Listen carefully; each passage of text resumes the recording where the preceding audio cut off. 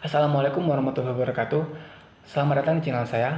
Perkenalkan, saya Yadi Rabana Rizwan dengan NIM 1910851014 dalam mata kuliah Politik Perdagangan Global dengan dosen Maryam Jamilah SIP MSI dari jurusan Ilmu Hubungan Internasional Universitas Andalas. Baiklah, pada kesempatan kali ini saya akan membawakan sebuah presentasi dalam tugas akhir, yaitu Project Startup untuk memenuhi ujian akhir semester. Pada kesempatan kali ini saya akan mengusung tema yaitu perbankan dan juga keuangan, dan dalam studi kasus yang saya angkat yaitu terdapat pada film Too Big to Fail, yang dimana film ini menggambarkan tentang kejadian yang diangkat dari kisah nyata, yaitu krisis moneter yang terjadi di Amerika pada tahun 2008. Berikut adalah cuplikan dari film tersebut. Guarantee some $30 billion in Bear's toxic real estate assets. You've got to imagine that Hank Paulson didn't think he signed up for this when President Bush picked him to become Treasury Secretary. Hank Paulson may now have to undo some of the deregulation measures that he and his peers on Wall Street pushed through when he ran Goldman. Treasury Secretary Hank Paulson telling Matt Lauer this morning, quote, "We're all over it. I've got great confidence in our markets. They're resilient, they're flexible." Allie, the truth is that Bear Stearns is only a very small fraction of this story. Our economy could face far worse than a recession. In the wake of Bear's collapse, Lehman Brothers is scrambling to reassure investors about the impact of the mortgage crisis on its own assets. Shares of the firm under a great deal of pressure this morning. Dick Fuld, a 39-year veteran of Lehman and the longest-running CEO of a major investment bank on Wall Street, has pulled the firm back from the brink during other crises. Nah, setelah menonton cuplikan dari film tadi, di sini saya akan sedikit menceritakan alur dari film tersebut dan juga sedikit memberikan analisis dari film tersebut. Film Too Big to Fail mengisahkan peristiwa yang terjadi di Amerika pada tahun 2008, yaitu krisis keuangan atau krisis moneter, dengan berfokus kepada tindakan dari Menteri Keuangan Amerika Serikat pada saat itu, Henry Paulson, dan juga Ben Bernanke, ketua dari Federal Reserve System, untuk mengatasi masalah dari krisis moneter pada saat itu atau pada tahun 2008 tersebut.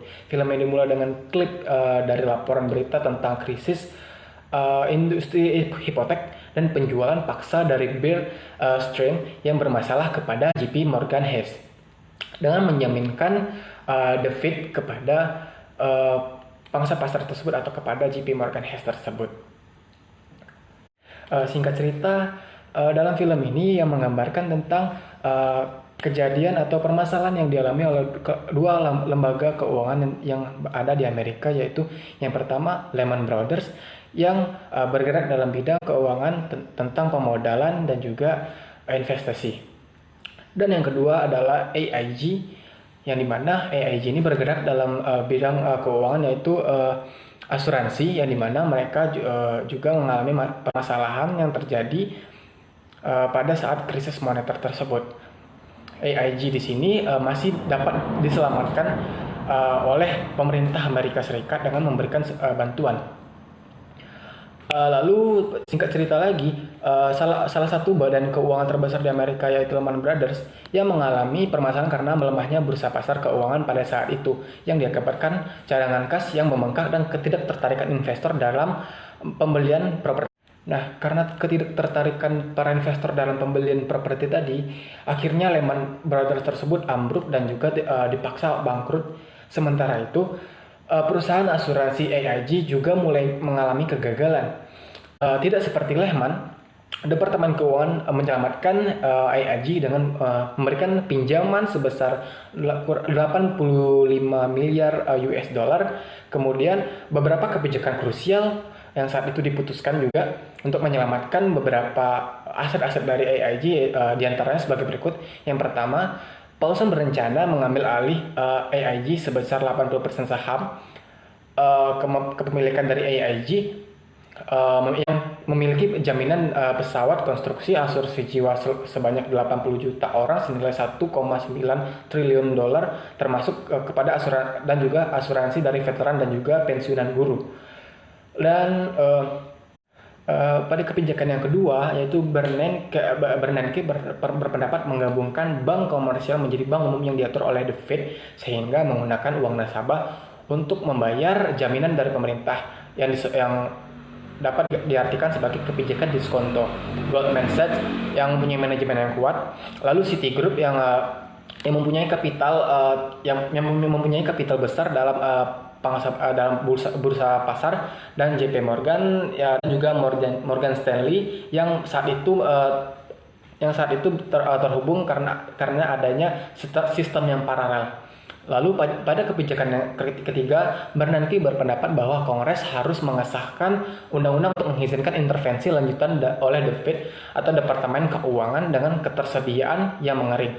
Rencana dari Paulson adalah membeli aset beracun dari bank untuk mengambil risiko untuk pembukuan mereka dan meningkatkan cadangan kas mereka senilai 700 miliar US dollar dari adanya pembelian dari aset beracun tadi untuk mengisi dari ketersediaan kredit yang mengering tadi.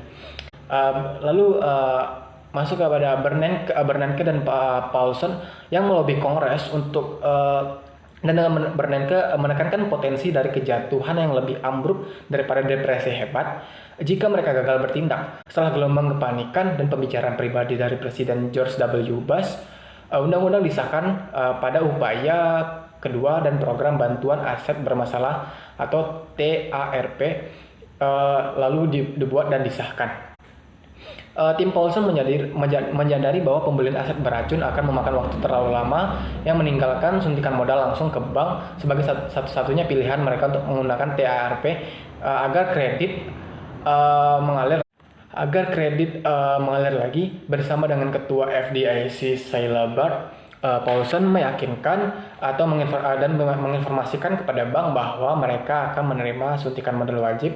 Bank-bank akhirnya setuju, tetapi staf Paulson menyesalkan bahwa pihak-pihak yang menyebabkan krisis diizinkan untuk mendikte ketentuan tentang bagaimana mereka harus menggunakan miliaran dolar yang dengannya ditebus. Sebuah catatan mengatakan bahwa merger dari bank berlanjut setelah krisis dan bahwa sekarang hanya 10 lembaga keuangan yang memegang 77% dari semua aset perbankan di Amerika Serikat dan telah dinyatakan terlalu besar untuk gagal. Dari film ini kita dapat menganalisis menggunakan pendekatan dalam politik perdagangan global, yaitu e-commerce, dan disandingkan dengan teori struktural power dari Susan Strange. Pada analisis yang digunakan yaitu e-commerce atau perdagangan elektronik adalah pembayaran termasuk dalam pembayaran, pembelian, penjualan, pemasaran barang dan jasa melalui sistem elektronik dari internet, televisi dan juga jaringan komputer lainnya. Masuk kepada teori structural power by Susan Strange. Structural power dijelaskan oleh Susan Strange sebagai kekuatan untuk membentuk dan menentukan struktur ekonomi politik global di mana negara-negara lain, lembaga-lembaga politik mereka dalam usaha ekonomi mereka, dan paling tidak ilmuwan dan orang-orang profesional lainnya harus beroperasi. Structural power singkatnya itu menggambarkan kekuatan untuk memutuskan bagaimana hal-hal akan dilakukan dan juga kekuatan untuk membentuk kerangka kerja yang menyatakan berhubungan satu sama lain, berhubungan dengan orang lain atau berhubungan dengan perusahaan. Yang dimana dalam film tersebut melibatkan aktor-aktor negara dan juga aktor-aktor MNC.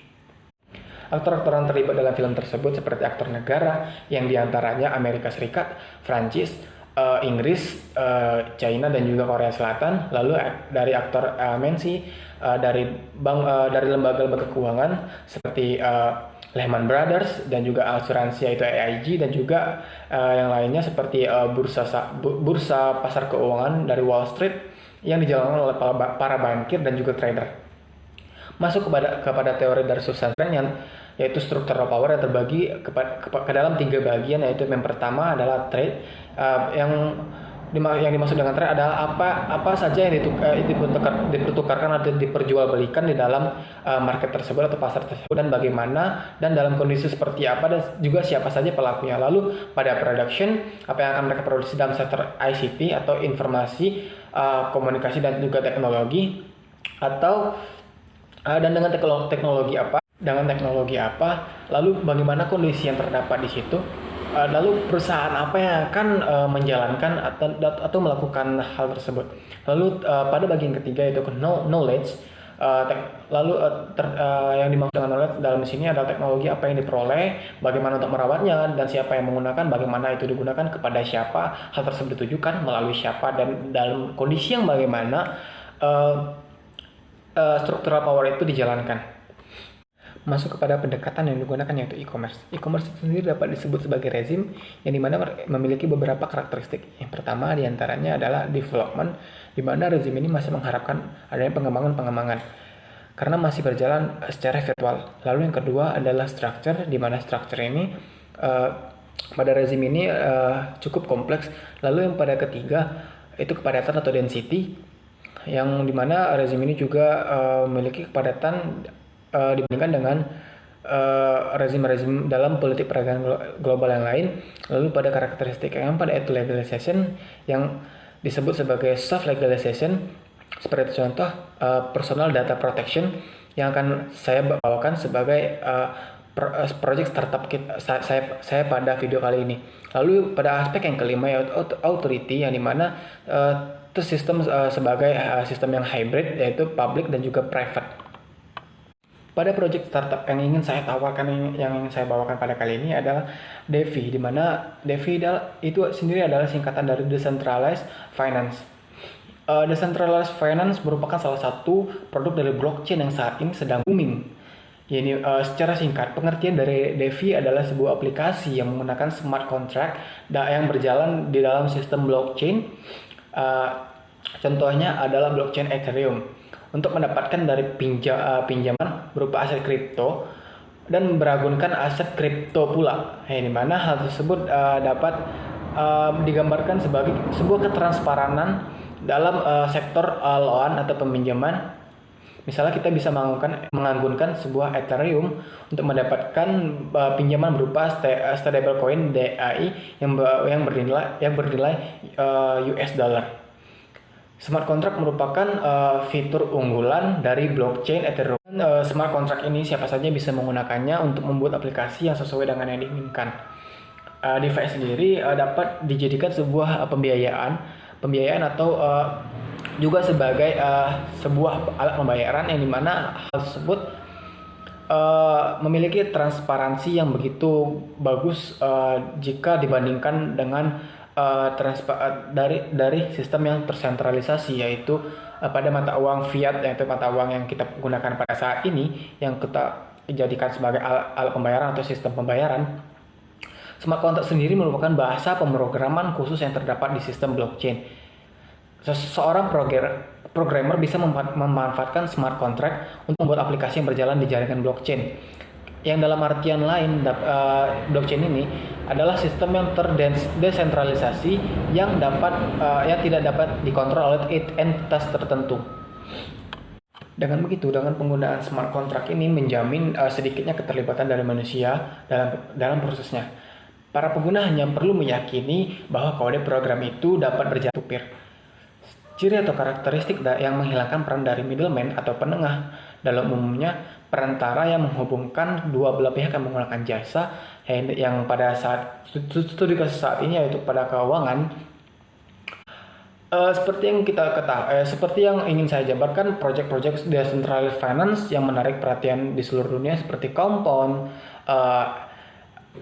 MakerDAO dan juga Uniswap dan yang lain-lainnya, seperti FinDAO yang ada di Indonesia, dan juga Unidex yang merupakan DApp, Decentralized Application di atas blockchain, platform dari Vexenium. Secara simpel, DeFi ini menggunakan kripto sebagai alat pertukaran, yang dimana kripto ini merupakan sebuah koin atau mata uang atau currency yang berjalan secara desentralisasi. Secara singkat, mata uang kripto khususnya Bitcoin sedang menjadi pusat perhatian di kalangan para investor. Penerimanya semakin meluas, bahkan pihak-pihak yang sebelumnya sangat anti terhadap kripto, apalagi Bitcoin, kini sudah mulai masuk ke dalam investasi di mata uang ini. Dengan kapitalisasi pasar yang besar, Mata uang kripto digadang-gadang dapat menggantikan mata uang fiat atau mata uang yang biasa kita gunakan saat ini. Meski demikian, jalan untuk mencapai hal tersebut masih panjang sebab adanya perbedaan mendasar antara mata uang kripto dan juga mata uang fiat. Yang paling menonjol adalah desentralisasi mata uang. Mata uang kripto sementara itu fiat yang bersifat sentralisasi atau masih terpusat karena diatur oleh sebuah entitas. Sistem terpusat tersebut artinya mata uang dikendalikan oleh entitas tertentu. Dalam hal ini mata uang fiat dikendalikan oleh pemerintah atau bank sentral. Keunggulan dari DeFi ini atau Decentralized Finance ini, selain bisa digunakan oleh siapa saja, DeFi juga memiliki nilai transparansi, di mana semua kode pemrograman yang digunakan bisa dilihat secara umum. Tetapi penggunaan kode yang salah bisa menghilangkan semua dana nasabah. Oleh karena itu kita harus berhati-hati dalam menggunakan kode pemrogramannya, karena pencatatan dari DeFi ini tercatat di blockchain dan dapat dilihat oleh semua orang. DeFi ini dalam mekanismenya dengan keberadaan DeFi ini seolah-olah membuktikan teknologi blockchain bisa diaplikasikan secara nyata. Kesalahan yang dari penggunaan kode pemrograman bisa terjadi karena teknologi ini masih baru dan masih memerlukan pengembangan. Dan kesalahan ini jika terjadi bisa mengurangi kepercayaan publik terhadap teknologi ini. Maka dari itu DeFi dan pengembangannya masih dalam perjalanan yang masih panjang, ingin secara bertahap menggantikan mata uang fiat, karena mata uang fiat yang masih bersifat sentralisasi dan tidak adanya ketransparanan. Untuk menghindari kesalahan dari penggunaan kode pemrograman, diperlukan standarisasi penggunaan kode pemrograman khusus DeFi dan DApp atau Decentralized Application oleh International Organization for Standardization atau ISO. Tanpa adanya standarisasi ini, tidak ada jaminan khusus bagi kalangan bisnis skala besar untuk menjamin DeFi ini aman dan juga bagus untuk diaplikasikan ke dalam pembayaran dan juga dalam segi pembiayaan atau finance. Kesimpulannya, teknologi DeFi ini masih banyak tantangan besar yang harus dihadapi untuk memperoleh kepercayaan publik. Di lain pihak, untuk komunitas penggemar blockchain harus bekerja keras untuk memperoleh dan menjaga kepercayaan tersebut. Contoh negara yang melegalkan kripto, yang dimana hal tersebut dapat menjadi lampu hijau bagi adanya pengembangan dari DeFi ini atau Decentralized Finance ini. Di antaranya adalah ada beberapa negara yang melegalkan hal tersebut. Di antaranya yang pertama adalah Amerika, Jepang, yang kedua Jepang, yang ketiga Denmark, 4 Korea Selatan, yang kelima Finlandia, yang keenam Nigeria, yang ketujuh China, yang ke-8 Ukraina, dan juga 9 Rusia. Dari daftar negara-negara tersebut, sebagian besar adalah negara-negara maju dan juga negara berkembang. Lalu bagaimana dengan Indonesia? Di Indonesia sendiri, hal tersebut tertuang dalam pasal 34 huruf A Bank Indonesia yang 18 garis miring 2016 tentang virtual currency adalah mata uang digital yang diterbitkan oleh pihak selain otoritas moneter. Sejauh ini, Bitcoin hanya sebatas komunitas di bursa berjangka, sehingga tak masalah selama digunakan sebagai investasi maupun komoditas yang diperjualbelikan oleh para pelaku pasar. Dalam hal ini adalah trader dan juru bankir atau exchanger. Meski demikian, Kementerian Perdagangan Kemendak melalui Badan Pengawasan Perdagangan Berjangka Komoditi atau BAPEPTI telah memberikan kepastian hukum soal Bitcoin di Indonesia atau mata uang kripto lainnya. Situs BAPEPTI mencatat terdapat 4 peraturan yang melegalkan perdagangan komoditas digital seperti aset kripto. Di antaranya Peraturan BAPEPTI nomor 2 tahun 2019 tentang penyelenggaraan pasar fisik komoditas di bursa berjangka. Lalu Peraturan BAPEPTI nomor 3 tahun 2019 tentang komoditi yang dapat dijadikan subjek kontrak berjangka, kontrak derivatif syariah, dan atau kontrak derivatif lain yang diperdagangkan di bursa berjangka. Lalu pada Peraturan BAPEPTI nomor 4 tahun 2019 tentang ketentuan teknis penyelenggaraan pasar fisik emas digital dan di bursa berjangka. Lalu Peraturan BAPEPTI nomor 5 tahun 2019 tentang ketentuan teknis penyelenggaraan pasar fisik aset kripto atau kripto aset di bursa berjangka yang dijalankan oleh para trader dan juga exchanger. Di sini DeFi itu sendiri yang menggunakan aset kripto atau juga mata uang kripto memiliki legalisasi di beberapa negara termasuk juga Indonesia. Yang dimana ini masuk dalam rezim dari e-commerce itu sendiri, yang dimana hal tersebut dapat digunakan sebagai pembiayaan atau pembayaran dalam sistem yang terdesentralisasi.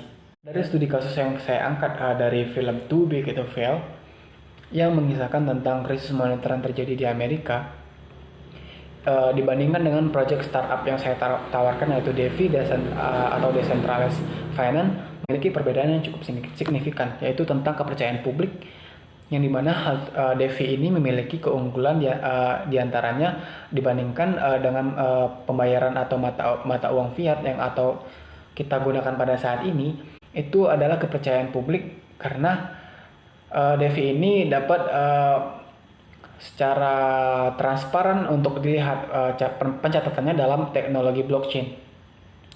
Dan juga teknologi DeFi ini dapat menghindari adanya kecurangan-kecurangan yang kerap terjadi, dan praktik-praktik kecurangan yang dilakukan oleh mafia-mafia bursa atau mafia-mafia dalam pasar keuangan, yang dimana hal tersebut dapat merugikan pribadi dan juga negara.